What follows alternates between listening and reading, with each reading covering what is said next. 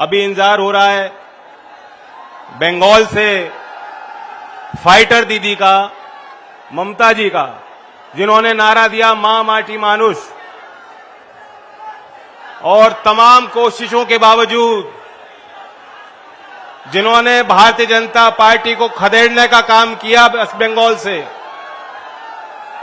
अगर आपकी अनुमति हो, बनारस की जनता की अनुमति हो, तो उत्तर प्रदेश के भावी मुख्यमंत्री माननीय अखिलेश यादव जी का मैं नमन करता हूं।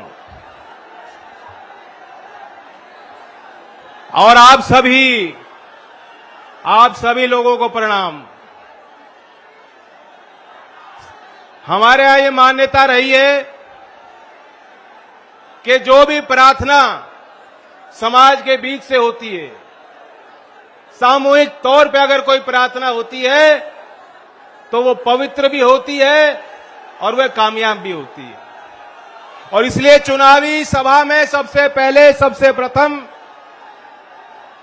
मैं अपने ओर से प्रार्थना करता हूं और इस प्रार्थना में हम सब लोग शामिल हों। आज विश्व का बहुत बड़ा हिस्सा युद्ध के संकट का सामना कर रहा है।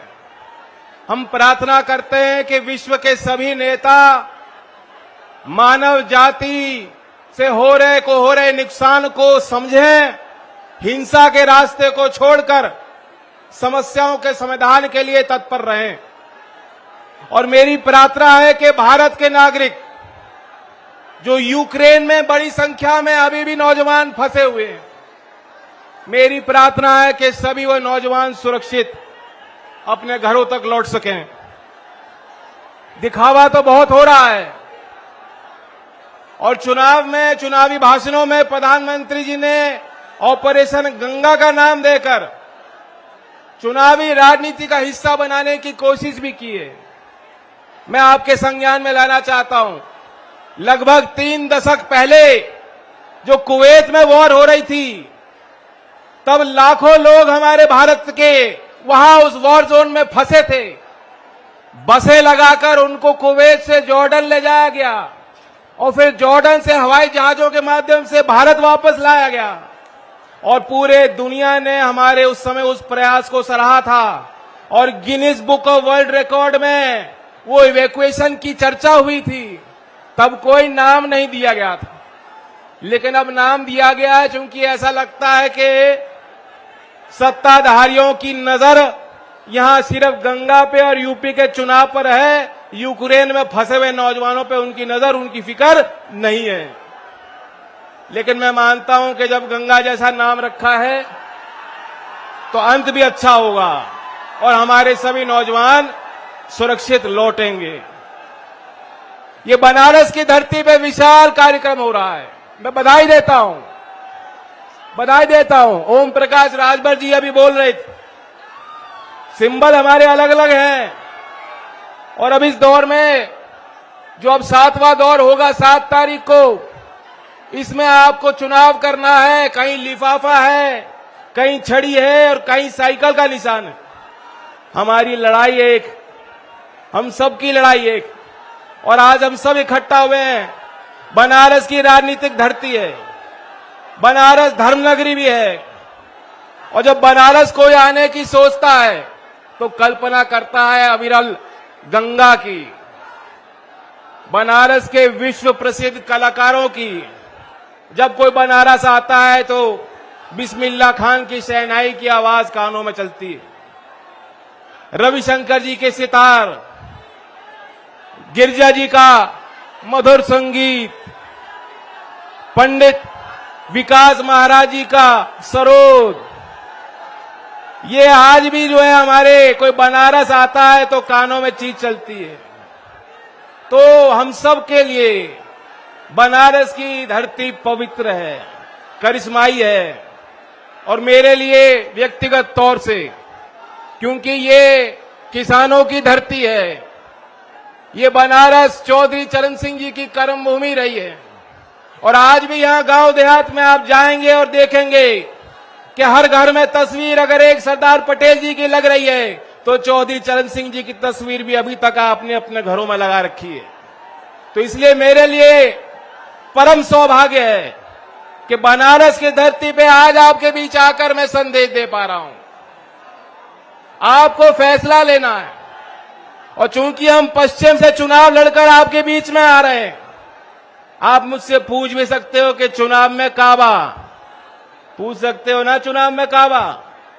मैं बता दूं चुनाव में काबा, चुनाव में गठबंधन बा और उत्तर प्रदेश में अखिलेश बा।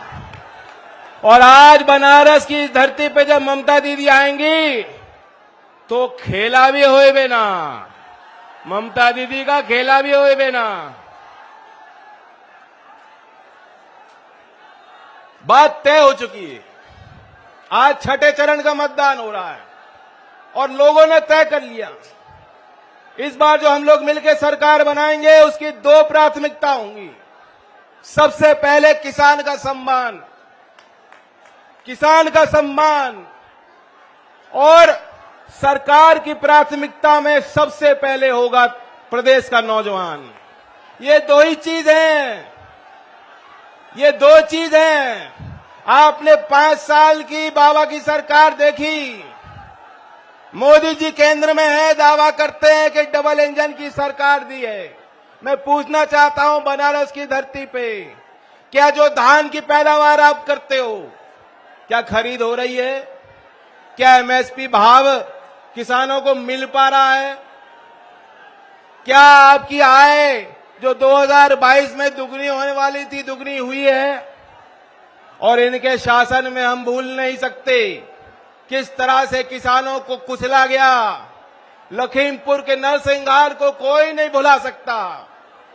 यहीं बनारस के लोग उस समय आगे आए थे। चंद्रशेखर आजाद पार्क में यहां के नागरिकों ने 700 किसान परिवारों के प्रति अपनी संवेदना व्यक्त की थी। और यहां विश्वविद्यालय में छात्रों ने जब मौन जुलूस निकालने की कोशिश की तो लखनऊ से योगी जी ने आदेश दिया और यहां के पुलिस ने उन बच्चों पे मुकदमा दर्ज करने की उन्होंने हिम्मत करी। यानी जो किसान का साथ देगा, जो किसान की बात करेगा, 5 साल से सरकार ने उन पे लाठी चलाई है, उन्हें कुचलने का काम किया है, उनकी आवाज दबाने की कोशिश की। और जब जब नौजवान नौकरी मांगने गए, बताओ कितने साल से भर्ती नहीं हुई, भर्ती निकलती है नौकरी नहीं मिली। और सेना की भर्ती, नौजवानों कितने सालों से सेना की भर्ती नहीं हुई है, नहीं हुई है। लंबित भर्तियां चल रही हैं हर विभाग में, आप पे भी लाठी चलाई। तो ये वक्त है कि किसान के सम्मान और नौजवान के सम्मान और रोजगार को दिल में रख के आपको वोट की चोट देनी है। ये वो सरकार है जिसकी जिम्मेदारी थी उन किसान परिवारों को न्याय दिलाने की। लेकिन आपने देखा कि लखीमपुर में किसानों को बेल नहीं मिली, लेकिन जो किसान के नजर में हत्यारे हैं, मंत्री के बेटे टेनी, आज वे बाहर घूम रहे हैं और उनके बेल का विरोध भी योगी जी नहीं कर पाए। मैं दावा करता हूं अगर किसानों को बेल मिल गई होती तो योगी की सरकार सुप्रीम कोर्ट में उस बेल का विरोध करने जाती। लेकिन योगी जी की सरकार टेनी को जब बेल मिली, किसान के हत्यारों को जब बेल मिली, उसका विरोध करने भी सुप्रीम कोर्ट नहीं गई। वहां के परिवारों ने खुद पैसा जमा करके, वकील खड़ा करके आज खुद वो लड़ाई लड़ रहे हैं मजबूरी में, क्योंकि उनकी कहीं कोई सुनवाई नहीं, सरकार उनकी कोई सुनती नहीं, मानती नहीं। भाई मैं तो खूब चिल्ला रहा हूं, आवाज जा रही होगी चलो समझ लोगे, फेसबुक पे देख लेना बाद में। और आपका जोश तो बता रहा है, आप तो मन बना के ही आए हो, हाथ में भी गदा लिए आए हो। पार्टी का झंडा है, पार्टी की टोपी है, हाथ में गदा है, तुमसे कौन मुकाबला करेगा भाई? तुम्हारा तो काम हो रखा है पहले ही। 7 तारीख में आपको मतदान करना है। मुझे पसीना आ रहा है, बाबा जी ने गर्मी बहुत कर दी है। आपको सतर्क रहना होगा, क्योंकि सामने वाले मदारी हैं, मदारी बहुत तरीके से झूठ बोलते हैं। अपनी नाकामी छुपाने के लिए बड़े बड़े लंबे चौड़े भाषण देते हैं और फिर उनके पीछे अंधभक्तों की टोली है, उनकी नाकामी को भी बताते हैं कि उनकी उपलब्धि। अगर आप उनको गड्ढा दिखाओगे, यहां सड़कों में गड्ढे हैं कि नहीं है? गड्ढे हैं ना, लखनऊ में बैठ के कहते हैं गड्ढे भर दिए। अगर आप उनको गड्ढा दिखाओगे तो अंधभक्त कहेगा नहीं नहीं, ये गड्ढा 70 साल से तो इससे बड़ा गड्ढा था, ये तो मोदी जी ने छोटा गड्ढा बनाया है जनता के लिए। तो ये इनकी बात का तोड़ हमारे कार्यकर्ताओं को मिलकर ढूंढना होगा। और मैं तो कहता हूं कि मोदी जी का बस चले तो एक दिन योगी जी को भी कंघा भेज देंगे। योगी जी का कंघा से क्या काम है? कोई काम नहीं, उन्हें भी कंघा भेज देंगे। तो बातों का तोड़ आपको ढूंढना होगा। और बाकी बाबा जी की मैं क्या कहूं, बाबा जी तो मोगैम्बो वाले डायलॉग देते हैं कि बहुत गर्मी हो रही है, गर्मी निकालनी है। यहां बनारस की प्रसिद्ध मिठाई है जो सर्दी में बनती है, मलोइया, क्या कहते हैं मलोइया। वो सर्दी के 2-3 महीने में मिलती है और वो ओट्स से बनती है, दूध होता है उसमें, पोषण होता है। और जब वो खाते हैं सर्दी में तो बदन को गर्मी मिलती है। मैं बाबा जी को कहूंगा कि आप हमारी क्या गर्मी निकालोगे? ये बनारस के नौजवान 7 तारीख में ऐसी आपकी गर्मी निकालेंगे। अगर आपको सर्दी में मिठाई खानी चाहिए थी बनारस आकर। अगर आप सहमत हो तो 10 तारीख को नतीजा निकलेगा, गोरखपुर एक अच्छा सा कंबल बना के उनको दे दूं, एक अच्छा कंबल खरीद दूं बाबा जी के लिए, उन्हें जरूरत पड़ सकती है। ये तो मोगैम्बो वाला भाषण देते हैं, बाबाओं के नाम अलग अलग होते हैं। अब योगी जी को कोई योगी जी कहता है, कोई बाबा कहता है, कोई बुलडोजर बाबा कहता है। आज मैंने नया नाम दे दिया, बाबा मोगैम्बो वाले। क्या है बाबा मोगैम्बो वाले? तो मिस्टर इंडिया फिल्म देखी थी किसी ने? यहां बच्चों ने देखी थी। ऐसा वोट दो 7 तारीख में क्या आपका काम भी हो जा और मिस्टर इंडिया की घड़ी बाबा जी को पहना के प्रदेश की राजनीति से उनको गायब कर दो। आवाज नहीं आ रही, माइक की दुरुस्त करना पड़ेगा। आवाज आगे नहीं आ रही, इसे दिखवा लो। मुद्दे आपको पता हैं, कानून व्यवस्था पे बड़ा दावा करते हैं। सबसे पहले अगर कानून व्यवस्था सुधारनी है तो जो वर्दी पहने हमारे जवान हैं, इनका भी ख्याल रखना होगा। जो सरकार के नौकर हैं, जो नौकरी कर रहे हैं, समाज की सेवा के लिए नौकरी कर रहे हैं, उनकी वर्दी की पहचान हो। अपने वर्दी के असूलों से, सिद्धांतों से उन्हें कभी समझौता ना करना पड़े, ईमानदारी से वो सेवा कर पाए।